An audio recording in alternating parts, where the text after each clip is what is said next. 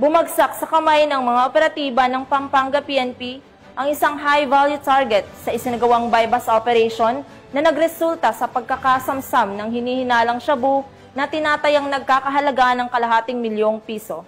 Patrolwoman Janice Bulahaw sa report.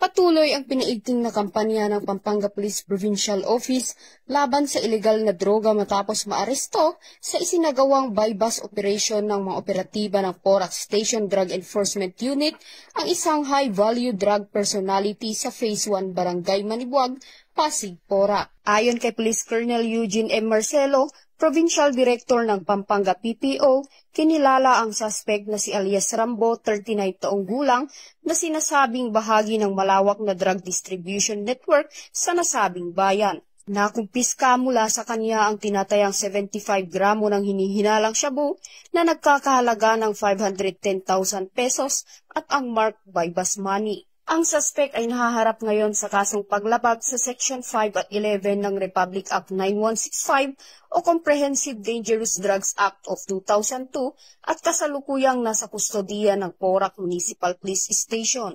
Ang matagumpay na operasyon ay patunay ng agresibong, intelligence-driven na estratehiya ng Pampanga PPO upang wakasan ang problema sa iligal na droga at tiyakin ang kaligtasan ng komunidad.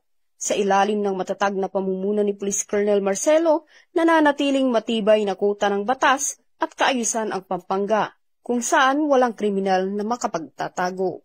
Mula dito sa Gitnang Luzon, ako ang inyong PNN correspondent, Patrolwoman Janice Bulahaw, alagad ng batas, tagataguyod ng Balitang Pulis.